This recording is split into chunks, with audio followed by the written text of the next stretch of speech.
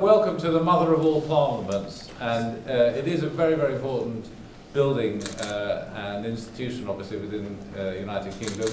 It is, as you begin to gather, an amazing building with something like 3 miles of corridor, 1,000 meeting rooms, and 100 staircases.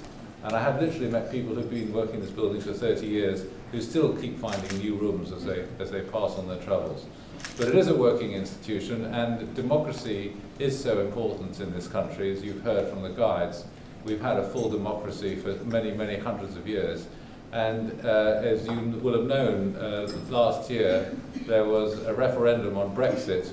And one of the main reasons people felt strongly about the referendum was their belief that the United Kingdom should be a democracy in its own right. And people fought passionately for the referendum.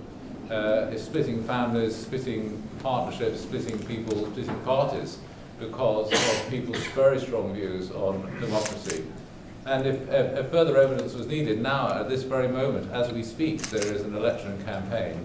And during an election campaign, Parliament dissolves, everybody leaves, all the members of the House of Commons are in their constituencies, all the members of the House of Lords, except for us, are on their estates, shooting things or something, or enjoying themselves, and the place is completely shut. And so I rang Daniel when as soon as the election was called. I'm terribly sorry, Dan, I'm afraid the Parliament's closed. They've told us we can no longer host this event. And Dan said to me, do you realise who this group is and how important these people are? I said, Dan, do you realise they've just cancelled the King of Spain's state visit here for the election? Little did I realise how much more important you guys are than the King of Spain. And so I don't know how you influenced it, but you're very, very welcome today here.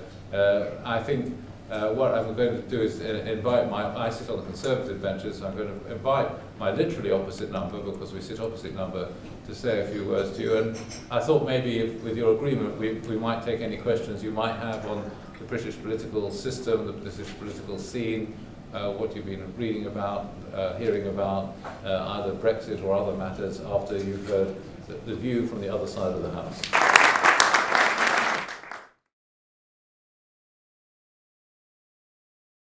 I just thought I'd mention to you about what it's like to be a Lord.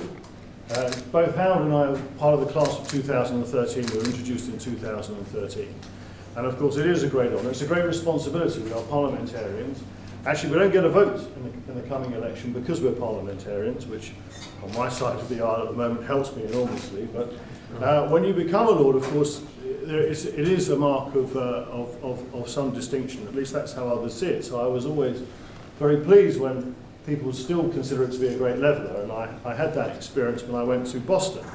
And I stayed at a particular hotel where they took my passport. My passport says the Lord Mendelssohn. It says the Lord Mendelssohn because I'm the first Mendelssohn to get it, so I get the franchise on the name. So I'm the Lord Mendelssohn. On my passport it says the Lord Mendelssohn, and this hotel, which prides itself on informality, then proceeded to call me for the entirety of my visit, not realising it was a title, not my first name. And at the very end, after they'd realised that I hadn't responded particularly adequately to being called as I was checking out, they just said, have we been pronouncing it properly? Was it Tay? Or I said, no, you were fine with So, it is a great level to be, but it's a great responsibility, and I think we both feel very acutely the responsibility as also as members of the Jewish community. And it is institutions of the Jewish community, institutions of World Jewry, which have played a huge part in our lives, and play a huge part of our lives in this place. And this is the Keren Hayesod, this is the sort of group that comes from the ILR, the young group from the ILR. And I remember in 1993 being part of the organisation for the parliamentary side, as I was at that point involved in parliamentary campaigning, of the visit of the ILR to London. I don't know if any of you will recall or see that, but we had, I think, one of the more remarkable speeches I've heard in my entire life from, at that time, Prime Minister Rabin in 1993 at the Guildhall, where he made a most powerful address going through the dilemmas that he faced as Prime Minister, dealing with the situation of kidnapped soldiers, and how that played on him and the considerations that he had as he tried to chart some course towards peace. And it has always been a place, the ILR has always been a place, as it will be, I think it's in Toronto later this year, that the group of Jewish leaders from across the world are here to not just show what they do, not just show what they can do, but in a sense to attest to the responsibilities they have for defining and shaping the future. And I think that's a very important thing that you're all doing here. And both Howard and I, hugely appreciative that you come, that you participate in these sorts of things. In our own way, one of the things that we have done, and I will just say this whilst we're here, is when we entered into the Lords, and there are a large number of Jewish peers, and there are a huge number of actually peers who are great supporters of Israel, is that Israel was debated in the Lords, but regrettably it was debated quite negatively. And that was really a matter that we both felt was very important to address. And very early on, we put our hands in our own pockets and we arranged for staffing to be able to organise people so that Israel's message was able to be expressed here. Howard is part of the organising committee for that particular initiative.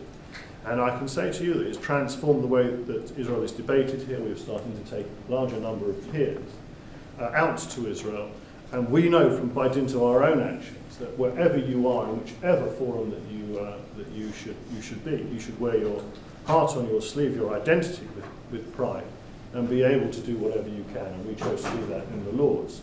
And the issue of identity is, of course, a hugely important one in Britain. The Brexit vote was an expression of identity, a concern about how our identity had changed, our sovereignty had changed. I took a different view to Howard as to where we should be. But I think for all of us, we have to accept the notions of international cooperation. We have to accept the notions that we all have a responsibility. We as Jews have always had a responsibility to all other Jews as well. But this notion about how we as international citizens cooperate and collaborate together, I think, is a very important one. And recently we had a bill going through this House looking at how we're dealing with higher education and research. And a survey of scholars, students and researchers was undertaken to ask which country has made the most major contribution towards scientific achievement. And the answer that came back from all those groups was international cooperation. So the international character of what people can learn together and do together is hugely important. So I thank you all for taking the time to come to the UK, for having an interesting experience, but undoubtedly it's not just this visit which will make a huge difference, it's all of you individually. So we salute everything that you've done, everything you're going to do, and we're very pleased and grateful that we've had this chance to be able to host you in this rather magnificent office, which hasn't got great air conditioning, but that's about our only complaint. But we're very pleased to have you here and really grateful to you all for coming. Thank you.